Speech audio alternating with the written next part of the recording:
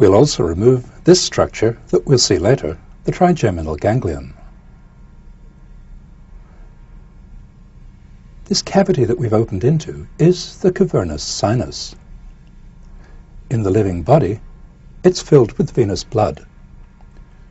Within the cavernous sinus lies the internal carotid artery. The third, fourth and sixth nerves pass forward in the lateral wall of the cavernous sinus. Here's the oculomotor, here's the trochlear, here's the abducent. All three nerves pass forward into the orbit through the superior orbital fissure, which is here. The 7 muscles in the orbit that these nerves supply are the 4 rectus muscles, the 2 oblique muscles, and the levator of the upper lid. The oculomotor nerve supplies 5 muscles. The trochlear and abducent nerves supply just 1 muscle each. To follow these nerves, we'll move forward to the orbit again. We'll divide and displace the 2 muscles in the roof of the orbit. These are the levator of the upper eyelid, levator palpebris superioris, and beneath it, the superior rectus muscle. Here's the optic nerve, as we've seen already. Here's the superior oblique muscle going round its pulley or trochlea. Here are the medial rectus and lateral rectus muscles. We'll go round to a front view to see the nerves better. The oculomotor nerve divides into an upper and lower branch. Here's the upper branch, supplying the levator palpebris superioris and superior rectus muscles. To see the lower branch, we'll remove the optic nerve. Here again are the medial and lateral rectus muscles. Down here is the inferior rectus. The only muscle not on view here is the inferior oblique, which is beneath the eyeball here. Here's the lower branch of the oculomotor nerve. It supplies the medial rectus and inferior rectus and the inferior oblique muscles. In addition, by these tiny, short ciliary branches, the oculomotor nerve gives parasympathetic motor supply to muscles within the eye which cause constriction of the pupil, the sphincter pupillae and ciliary muscles. Here's the trochlear nerve, the 4th cranial nerve. It supplies just the superior oblique muscle. Here's the abducent nerve, the 6th, supplying its 1 muscle, the lateral rectus, which abducts the eye. We'll be returning to the orbit once again in just a minute to look at branches of the 5th nerve, the trigeminal.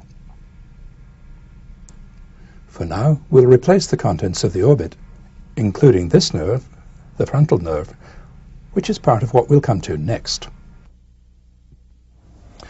Now we'll move on to look at the 5th cranial nerve, the trigeminal.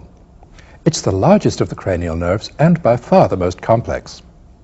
It's named from the fact that it has 3 major branches, the ophthalmic, the maxillary, and the mandibular. The main functions of the trigeminal nerve are to provide sensation to the face, the nasal cavity, and the oral cavity, and to provide motor supply to the muscles of mastication. As we saw in the last section, the trigeminal nerve emerges from the pons and passes forwards. To follow it, we'll go to an earlier stage of the dissection that we've been looking at. The trigeminal nerve passes forwards from the pons into a tunnel in the dura.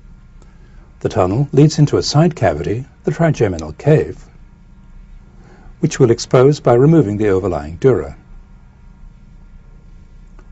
Here's the trunk of the nerve. Here are its 3 branches, the ophthalmic, the maxillary, and the mandibular. All the sensory fibers of the trigeminal nerve synapse in this massive ganglion, the trigeminal ganglion.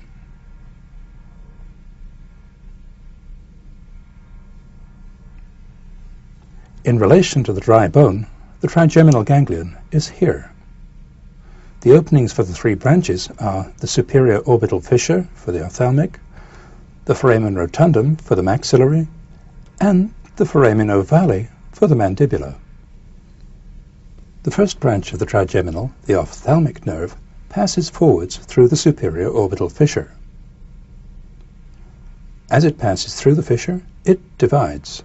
It gives off the frontal nerve, which runs just beneath the roof of the orbit, and divides into cutaneous branches which go to the forehead. In addition, the ophthalmic nerve gives rise to the lacrimal nerve, which supplies the lacrimal gland, and the nasociliary nerve, which gives off one or more ethmoidal nerves and a cutaneous branch, the infratrochlear nerve.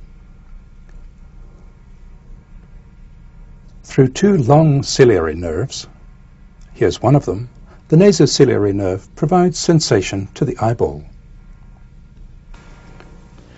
The branches of the frontal nerve that we saw emerge onto the face around the orbital margin or through openings in it.